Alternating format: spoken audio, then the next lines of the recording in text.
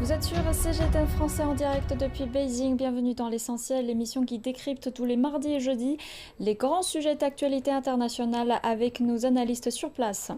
Le sommet de l'Organisation de coopération de Shanghai, ou OCS, de cette année se tiendra du 15 au 16 septembre à Samarcande, en Ouzbékistan, dans une situation mondiale changeante. Quels seront les rôles et les défis de cette organisation représentant 60% de la population mondiale et plus de 23% du PIB mondial? Nous vous invitons à participer à nos débats en envoyant des messages via nos réseaux sociaux. Et sur le plateau se trouve avec moi Nicolas Hirozin et Zhang Shanhui, commentateur de CGTN. Bonjour. Bonjour. Et regardons tout d'abord un reportage. Dans l'est de la Chine, une zone spéciale à Qingdao devient un acteur majeur du commerce électronique transfrontalier avec les États membres de l'OCS. De nombreuses entreprises chinoises exportaient uniquement vers des entreprises clientes, mais la pandémie de Covid-19 a incité de nombreuses personnes à commencer à vendre directement aux particuliers via le commerce électronique. Et les pays de l'OCS en font de plus en plus partie. Cependant, de nombreuses entreprises n'ont toujours pas franchi le pas vers le commerce électronique transfrontalier. Celles qui le souhaitent peuvent obtenir de l'aide de la Jinkong Trade Development Corporation, basée dans la zone pilote OCS à Qingdao, qui dispose d'une plateforme complète de services. Les pays de l'OCS disposent d'abondantes ressources naturelles et l'avantage de la Chine dans la production industrielle permet aux entreprises chinoises d'importer des matières premières comme du bois des membres du bloc, de fabriquer différents produits comme des meubles, puis de les exporter vers les pays de l'OCS. Notre plateforme prend en charge toutes sortes de modes de commerce électronique transfrontalier, y compris B2C, B2B et l'exportation vers des entrepôts à l'étranger. La plateforme permet de simplifier le processus de remplissage des déclarations en douane. Après saisie des informations, la plateforme génère automatiquement les documents douaniers nécessaires. Les utilisateurs peuvent utiliser la plateforme pour soumettre directement les documents aux douanes. La zone pilote OCS à Qingdao dispose d'un centre de transport multimodal que les exportateurs peuvent utiliser. Il existe 17 lignes ferroviaires internationales vers 22 pays d'Europe et d'Asie, ce qui en fait une plaque tournante logistique importante dans la région. La zone pilote OCS a également ouvert des itinéraires ferroviaires spécifiques au commerce électronique transfrontalier. Qingdao Linmao Trade Corporation importe et exporte des produits du bois. Avec les produits chinois de plus en plus reconnus dans le monde et avec l'avantage des produits chinois en termes de rapidité, notre activité de commerce électronique transfrontalier a connu une croissance rapide. La plateforme complète de services de commerce électronique transfrontalier de Jinkong nous aide à économiser une large part de main-d'œuvre et à améliorer notre efficacité de travail. Les pays de l'OCS sont parmi les marchés à la croissance la plus rapide pour le commerce électronique transfrontalier en Chine. Avec la croissance rapide du commerce électronique dans les marchés émergents tels que l'Inde et la Russie au cours des 10 prochaines années, plus de 80% des échanges dans la région de l'OCS devraient s'effectuer en ligne. Donc c'est un aspect particulier, ça parle du commerce électronique transfrontalier. Et Shanhui, quels sont les autres aspects que la coopération couvre? Eh bien, en fait, cette coopération qui date depuis longtemps, en fait, quand on parle de cette organisation de Shanghai, aujourd'hui, en fait, ça concerne 8 pays membres. Et aujourd'hui, quand on parle de ces pays, on parle de la paix régionale, on parle du désarmement géopolitique. C'était aussi le but dès le début, en fait, pour la promotion de la paix régionale, surtout la région de l'Asie de l'Est et l'Asie centrale. Aujourd'hui, cet aspect est encore plus renforcé avec cet ajout, c'est un surplus de la coopération économique dans ces zones-là. C'est-à-dire qu'aujourd'hui, si on reprend les informations qui également été évoquées dans le reportage, aujourd'hui 17 lignes pour les trains qui relient Chine et l'Europe, en passant par ces pays-là, en couvrant 22 pays en Europe. Et en effet, aujourd'hui, quand on voit l'ampleur de l'économie de ces pays membres, ces 8 pays membres, eh bien c'est très important et ça pèse beaucoup en effet sur le PIB mondial. Tout à l'heure on a vu dans le reportage c'était 23% du PIB mondial. Eh bien en effet c'est effectivement le cas et au niveau de la population ça représente à peu près 40% de la population mondiale. Donc on peut dire que la partie est de l'Asie et la partie centrale de l'Asie c'est plus ou moins les grandes décisions aussi au niveau de la chaîne d'approvisionnement et la chaîne logistique, c'est plus ou moins relié. Donc tout dépend de ce genre d'organisation qui met encore une fois accent sur la coopération régionale et la coopération internationale. Et puis après, je veux dire, sans parler aussi de la construction express de ces trains qui relient Chine et l'Europe. Il y a aussi d'autres infrastructures qui ont été mises en place, par exemple les chemins de fer reliant la Chine, le Kirghizistan et l'Ukraine. Ce sont ce genre d'infrastructures et la construction d'infrastructures et l'investissement régional qui, encore une fois, promu la coopération régionale économique. Vous parlez des États membres, donc quels sont les États membres actuels de l'OCS? Eh bien, aujourd'hui, ils sont au nombre de 8. Au début, c'était initié par la Chine et au début, c'était à Shanghai. Donc, c'est pour ça que ça a pris le nom de l'organisation de Shanghai. Donc, au début, avec la Chine et la Russie, aussi avec le Kazakhstan, avec Kirghizistan, l'Ouzbékistan et Tadjikistan. C'est 6 pays au début et c'était plus tard que l'Inde et Pakistan ont été ajoutés. Donc en effet, aujourd'hui, quand on regarde la carte mondiale telle qu'elle est, on voit bien que cette partie de la Chine et la partie de l'ouest de la Chine, de l'ouest de ces pays voisins sont effectivement compris dans le cadre de cette organisation. Et Nicolas, en fait, c'est une organisation assez complète qui couvre les activités, qui parle de la sécurité régionale, l'économie, commerciale, etc. Oui, bien sûr. Alors, au début, c'était fait essentiellement pour des raisons de sécurité, suite à l'éclatement de l'URSS. Donc, beaucoup de nouveaux pays en Asie centrale sont apparus.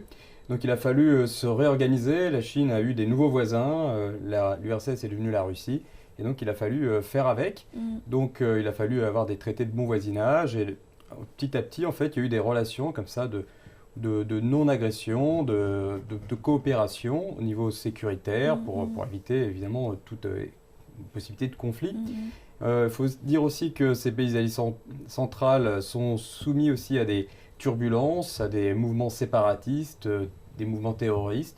Donc c'est vrai que surtout, il y a eu des moments comme ça, il y a une vingtaine d'années, de mouvements comme ça, assez violents et dangereux. Donc c'est la Chine et la Russie se sont mis ensemble avec les pays d'Asie centrale, dont on a parlé, Ouzbékistan, Kazakhstan, etc., pour contrôler, pacifier cette région. Donc voilà, en fait, c'est surtout au départ, c'était vraiment sur la sécurité régionale, et donc faire avec ces nouveaux pays. Ensuite, il y a eu un partenariat plutôt économique. Donc petit à petit, voilà, il y a eu des transactions, des échanges commerciaux qui ont été de plus en plus florissants, en plein développement. Et puis la Chine, on peut aussi rappeler que la Chine a lancé l'initiative Ceinture et Route pour redévelopper un peu ces anciennes routes de la soie qui passaient par l'Asie centrale. Donc voilà, il y a depuis ces quelques années, on est passé de la sécurité vers un développement économique mutuel. Donc voilà, travailler ensemble, travailler dans les nouvelles infrastructures routières, des chemins de fer dont on a parlé, qui permettent de transporter les marchandises. Beaucoup de connexions au niveau de l'énergie, des hydrocarbures, puisque ce sont des pays qui sont très fortement producteurs, exportateurs d'énergie, donc hydrocarbures, également les céréales. Voilà, et donc ça se développe à d'autres niveaux. Bientôt, ça sera plus sur la technologie, plutôt sur la culture aussi, sur la santé. Il y a beaucoup de sujets maintenant. Tous les sujets sont là pour être développés. C'est pour ça qu'on voit un élargissement, une tendance d'élargissement de l'organisation. Et aujourd'hui, on sait plusieurs pays, dont l'Arabie Saoudite, les Émirats Arabes Unis et le Qatar, espèrent également rejoindre l'OCS. Xianghui, qu'est-ce que cet élargissement pourrait apporter aux États membres? Eh bien, cet élargissement, c'est d'abord une bonne nouvelle pour tous les États membres, puisqu'en fait, c'est encore une fois réaffirmé l'importance et aussi l'influence de cette organisation aujourd'hui en Asie, ainsi que peut-être dans d'autres continents, peut-être dans le futur, aussi en Europe. Comment est-ce que la synergie avec plusieurs pays, tous en attachant à cet accord, tous en attachant à cette organisation de Shanghai, puisse apporter peut-être un fruit commun, tout en profitant, par exemple, cette initiative de la Chine, de la ceinture et la route, aussi cette initiative eurasiatique de la Russie, pour justement de faire l'Asie de l'Est comme une communauté économique dans le futur, que ce soit sur la chaîne d'approvisionnement ou que ce soit sur l'infrastructure. Donc en effet, c'est quelque chose en fait qui est mis en place, c'est quelque chose qui se tourne autour de la synergie de différents pays. Aujourd'hui, on a déjà vu la présence de l'Inde, aussi le deuxième pays, le troisième pays aujourd'hui le plus peuplé du monde, et avec aussi la Chine et la Russie. Et bien, en effet, aujourd'hui, on voit la voix et on entend la voix de ces pays en développement, qui est la Chine, la Russie et l'Inde, et aussi, par exemple, cette fois-ci en Ouzbékistan. Donc, effectivement, c'est une bonne nouvelle, et peut-être en accueillant plus de pays à l'intérieur de cette organisation, il y aura plus de voix, il y aura plus d'idées et il y aura plus d'initiatives au niveau de la ceinture et la route, au niveau des échanges culturels et des échanges économiques qui sera mis en place. Et Nicolas, selon vous, y aura-t-il, cet élargissement de l'organisation, aura-t-il un impact sur le nouvel ordre économique et politique international ? Oui, alors bien sûr, on peut rappeler quelques chiffres. Par exemple, en 2021, le commerce de la Chine avec les autres membres de l'OCS avait atteint 343 milliards de dollars, une hausse de 40% en glissement annuel. Donc à présent, voilà, il y a vraiment une connexion économique qui se fait. On sent qu'il y a un mouvement, voilà, vers plus d'échanges économiques entre ces différents pays. Alors oui, on a l'impression d'assister à une sorte de pivot vers l'Asie. On en parle souvent de ce pivot vers l'Asie. Et l'OCS en fait partie. Il y a d'autres organisations comme l'ASEAN, qui est plus, c'est l'Asie plus de l'Est et du Sud-Est. Et là, c'est l'Asie centrale avec la Chine. Et des pays comme ça qui sont tous limitrophes. Beaucoup sont enclavés. On voit les pays d'Asie centrale sont enclavés. Il n'y a pas d'accès à la mer. Donc, avoir des pays comme la Chine, la Russie ou l'Inde ou le Pakistan qui participent à cette organisation montre qu'en fait, voilà, ça va être un bénéfice mutuel pour des pays enclavés. Ils pourront bénéficier de ces voies de transport qui pourront les amener à la mer. Et donc, une relation de confiance et de développement commun, toujours dans le respect aussi, de respect de mutuel et de non-ingérence dans les affaires d'autrui. Et donc ça, c'est peut-être une autre manière de gérer les relations internationales. Peut-être on passe d'un mouvement plutôt occidental où on contrôle un petit peu les pays, on essaye d'imposer un peu une vision de la démocratie à l'occidental, vers une vision où on se respecte les différentes cultures, les différents systèmes politiques, et il n'y a pas d'imposition, et toutes les décisions se font par consensus, et non pas par une force qu'on impose. Donc ça, c'est intéressant de voir qu'il y a une autre manière de gérer les relations multilatérales, et c'est un exemple d'une autre manière de gouvernance entre pays. Et aussi, par exemple, aussi de trouver des points communs dans un cadre plus large, dans un cadre multilatéral, au lieu de se concentrer uniquement entre la Chine, la relation entre la Chine et l'Inde, la relation Chine-Russie, vraiment de trouver un point commun, de trouver un intérêt commun multilatéral, en effet, pour éviter certains conflits d'intérêts, certains conflits géopolitiques, y compris certains conflits économiques. Donc c'est toujours le côté multilatéralisme qui prône dans ce genre d'organisation. Discussion, oui, c'est vrai qu'on ne peut pas non plus passer outre. Il y a quelques conflits territoriaux entre certains pays qui font partie de l'OCS. Et grâce à ce genre de plateforme, les discussions sont possibles et on continue de se parler. Et donc, c'est aussi une manière de gérer ces problèmes régionaux. Oui. Au mieux gérer les conflits à travers les intérêts communs. Oui. Voilà. Encore une fois, je voulais quand même rajouter ce petit détail, c'est que cette fois-ci, en effet, on a vu aussi le déplacement du président chinois Xi Jinping sur place pour participer à cette 22e réunion du Conseil du chef d'État de l'organisation de Shanghai. En effet, il s'agit de sa visite juste avant le 20e congrès du Parti communiste chinois. Encore une fois, ça prouve et ça montre aussi la volonté de la Chine d'être présente dans ce genre d'affaires et d'être présente dans l'organisation de Shanghai. Et quels sont justement les efforts de la Chine au sein de l'OCS ? Eh bien, les efforts de la Chine, ils sont nombreux, que ce soit au niveau politique, économique et culturel. Aujourd'hui, j'aimerais bien attirer votre attention sur l'établissement de ce centre d'échange d'agriculture de l'OCS aujourd'hui, c'est-à-dire que à partir du moment où on a déjà une organisation de Shanghai qui a été mise en place, eh bien après c'est la promotion des exportations, d'importations, les échanges culturels, les échanges économiques. Par exemple, la Chine aujourd'hui, la Chine est le deuxième plus grand partenaire pour le deuxième ou le troisième plus grand partenaire au niveau d'importation et au niveau de l'exportation pour ces pays comme le pays de ce que j'ai comme l'information de l'Ouzbékistan et de Kirghizistan. Et en plus, la Chine aujourd'hui a déjà investi plus de 150 milliards de dollars américains de prêts dans le cadre d'un consortium interbancaire de l'OCS. Donc ça veut dire qu'en effet, on voit bien que l'OCS, ce n'est pas uniquement une organisation, ce n'est pas uniquement un cadre qui fait rassembler des pays une fois par an pour discuter autour d'une table simplement. Il y a des choses concrètes qui ont été mises en place, il y a des choses concrètes d'un point de vue financier, d'un point de vue économique, d'un point de vue de coopération de sécurité, d'un point de vue politique et d'un point de vue culturel qui a été mis en place. Et ce n'est pas pour rien que cette organisation existe depuis déjà plus de 22 ans. Donc en effet, il faut avoir des résultats concrets, il faut avoir des actions concrètes parmi ces pays de l'Asie de l'Est pour faire avancer encore une fois cette organisation qui est là déjà depuis une vingtaine d'années. Donc la vision est à long terme aussi. Le volume des échanges entre la Chine et les autres membres de l'Organisation de coopération de Shanghai a été multiplié par 20 au cours des 2 dernières décennies. Une plateforme d'information sur le crédit développée récemment permet aux entreprises des pays de l'OCS de mieux se connaître.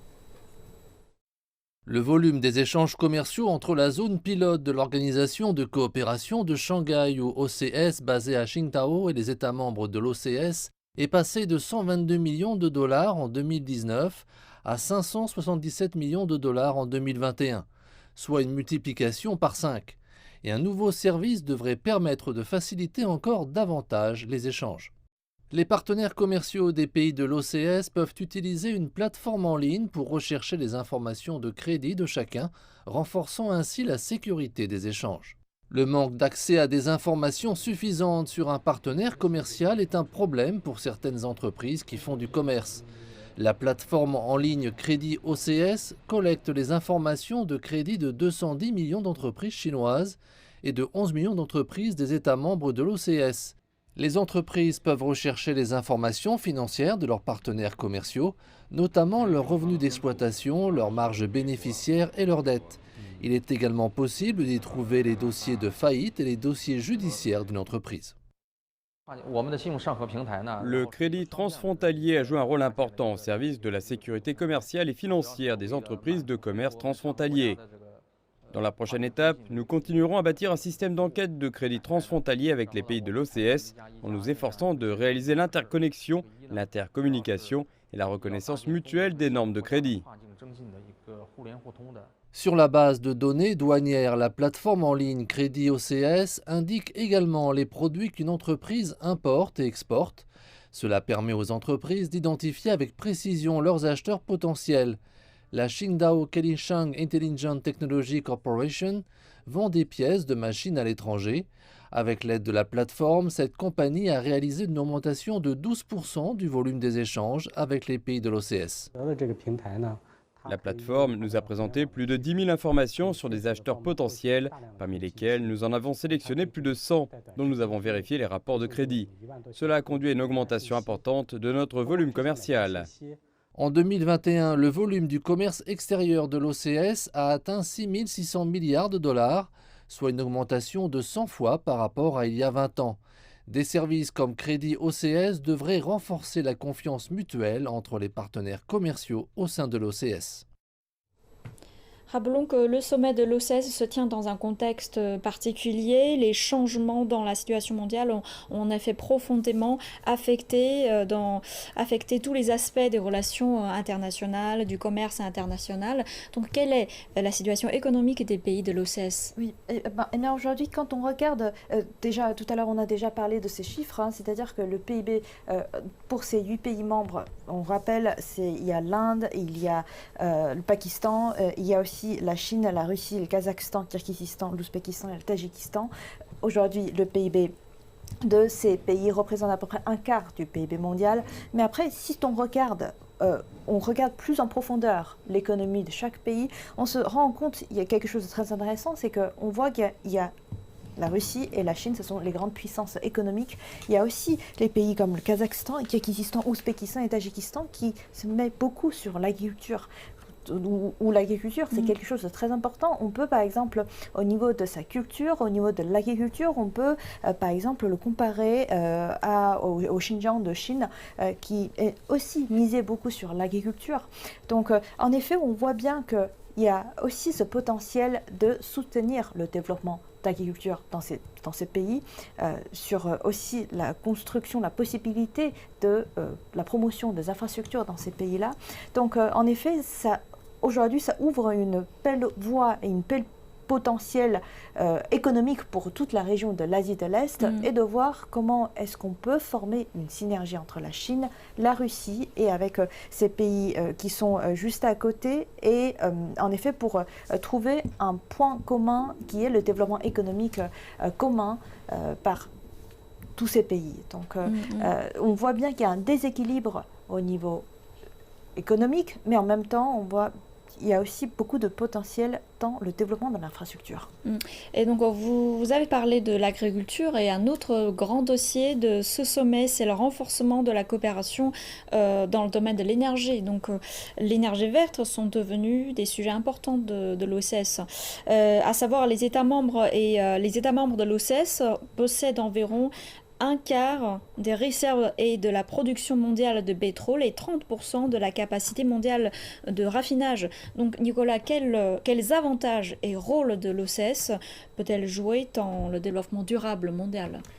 Oui, alors évidemment, toutes ces énergies sont des énergies fossiles. Donc effectivement, ça c'est important à l'heure actuelle parce qu'on a besoin d'énergie. Donc rappelez que en ce moment, il y a une montée des prix, etc. Donc on a besoin d'énergie. On parle beaucoup de l'énergie en ce moment. On parle beaucoup d'énergie. Et heureusement, il y a aussi des initiatives pour plus d'énergie verte, parce qu'on prépare un petit peu l'après hydrocarbures. Il faut, évidemment, ce sont des pays aussi qui dépendent fortement de l'agriculture également, notamment l'agriculture du coton. La culture du coton, la culture du coton, elle consomme beaucoup d'eau.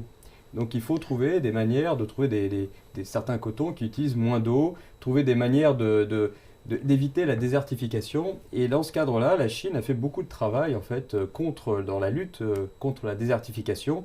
Dans cette partie aussi, la Chine a aussi des territoires immenses du côté de l'ouest et du nord-ouest, où elle a lutté en replantant beaucoup d'arbres. Et donc grâce à ces arbres, ça permet de retenir l'eau, ça évite la désertification, ça permet tout un ensemble de régénérer les sols, de pouvoir cultiver en utilisant moins de pesticides, etc. Et donc ça permet aussi de lutter contre le réchauffement climatique, puisque voilà, tous ces éléments sont liés. Réchauffement climatique dû aussi, qui empêche les cultures de bien se développer. Donc si on arrive à planter les arbres, à permettre au réchauffement climatique un peu de diminuer, on peut avoir un développement plus durable, plus vert, et également une lutte contre la pauvreté. Donc on voit bien que tous ces éléments sont liés, parce qu'en fait l'idée aussi c'est d'aider les gens, les agriculteurs. Il y a beaucoup d'agriculteurs et d'éleveurs dans ces parties-là du monde, et de les aider pour qu'ils puissent sortir de la pauvreté comme la Chine l'a fait pour sa population. Donc voilà, il y a bien, c'est là où la Chine peut donner un exemple, je dirais, à ces pays d'Asie centrale, en leur montrant un petit peu, peut-être pas un chemin à suivre, mais en leur proposant des méthodes qui pourront peut-être adapter à leur propre territoire, leur mode de vie. C'est vrai qu'avec ce qui se passe en Europe en ce moment et avec la crise en Ukraine, on se rend compte beaucoup plus l'importance de la sécurité alimentaire et énergétique. Le président russe Vladimir, d'ailleurs, se rendra en Ouzbékistan pour assister à la réunion. Donc, quels seront les sujets majeurs de la discussion sino-russe ? Alors il y a certains évidemment sujets très chauds au niveau de la géopolitique mondiale. Évidemment, il y a le conflit en Ukraine. Je pense que les deux chefs d'État vont en parler, vont en discuter, sachant que suite à ce conflit en Ukraine, il y a eu des sanctions occidentales. Donc certainement, il y aura des discussions là-dessus. Il y aura beaucoup de discussions aussi en rapport avec les nouveaux accords économiques qui a eu lieu entre la Chine et la Russie, notamment sur le transport donc de gaz et de pétrole. Donc ça, c'est vraiment aussi 2 sujets importants. Il y a aussi beaucoup de partenariats au niveau scientifique et technologique. Peut-être qu'on n'en parle pas si souvent que ça, mais on peut en revenir. Par exemple, la Russie et la Chine développent en commun des systèmes, enfin, ils s'entraident pour la constitution de systèmes de navigation par satellite. Chaque pays a son système, mais ils partagent un petit peu leur technologie. Dans l'aéronautique également, il y a beaucoup de partage de technologies. Il y a également des investissements qui ont été faits pour la recherche dans l'intelligence artificielle. Voilà, donc il y a tout un tas de domaines où la Chine et la Russie ont des accords, aussi sur l'agriculture. Donc il y a un grand champ de discussion. On sait que les 2 chefs d'État s'entendent bien, ils se sont vus de nombreuses fois. La Chine et la Russie ont signé vraiment un accord, des partenariats à tout niveau. Et il n'y a pas, comme il disait, il n'y a pas de limite à leur amitié. Donc je pense que les discussions vont être assez franches, assez directes sur l'état du monde et aussi sur l'état de leurs relations économiques. Oui, c'est vrai que plusieurs sujets seront apportés. On sait qu'en plus cette année, la pandémie de Covid-19 a déclenché une crise économique et cela s'est superposé à d'autres défis et menaces. Donc la nouvelle situation internationale exige un nouveau modèle de coopération économique et commerciale de l'OCS. Xianghui, quels sont les principaux défis internationaux auxquels l'OCS fait face? Eh bien, il y en a plusieurs. Aujourd'hui, surtout, on voit bien qu'avec l'impact de la Covid-19, en fait, il y a eu un impact qui, aujourd'hui, on n'a pas encore reçu les retombées, l'économie, mais on voit bien qu'il y a une inflation très forte aujourd'hui. Ce n'est pas uniquement aux États-Unis, ce n'est pas uniquement en Europe, mais une inflation à l'échelle mondiale. Et cela, en effet, cela perturbe la bourse, cela perturbe le marché dans son ensemble du monde entier, et cela également impacte encore une fois les efforts anti-pauvreté qui a été réalisé dans de nombreux pays, surtout dans le pays par exemple comme l'Inde, comme la Russie, et on s'y ajoute aussi les crises géopolitiques aujourd'hui entre la Russie et l'Ukraine. En effet, on voit bien qu'aujourd'hui, l'énergie est devenue plus chère, les repas sont devenus plus chers. En effet, à partir du moment où on se rend compte qu'il y a beaucoup d'instabilité, il y a beaucoup de facteurs instables aujourd'hui dans l'économie mondiale, qu'on se dise, tiens, il est important de trouver un moyen de développer l'économie dans son ensemble, de développer l'économie pas uniquement pour la Chine, pas uniquement pour la Russie, mais l'économie dans l'Asie de l'Est, dans son ensemble. Donc c'est pour ça, et en plus aujourd'hui, quand on regarde les principaux sujets qui seront abordés durant ces 2 jours de réunion, qui seront surtout la sécurité alimentaire et la sécurité énergétique, on voit bien aussi, ce sont aussi les sujets qui ont été choisis, qui ont fait exprès pour choisir, justement pour faire face à ces crises aujourd'hui financières et économiques mondiales. Donc en effet, personnellement, j'attends impatiemment des résultats et des déclarations à l'issue de ces 2 jours de rencontre entre les 8 chefs d'État, donc de voir s'il y a quelque chose qui seront aboutis, quelques informations et quelque chose vraiment qui vont aider le développement régional et le développement économique de la région eurasiatique dans le futur et surtout avant l'hiver. Et on a des défis, mais on a également beaucoup de perspectives. Donc l'OCS créera forcément davantage de possibilités d'établir de nouvelles relations économiques et sécuritaires et dans tous les aspects. Merci Xianghui et Nicolas pour votre partage. Et c'est la fin de cette édition. Je vous retrouve dans une prochaine édition de l'Essentiel. À très bientôt.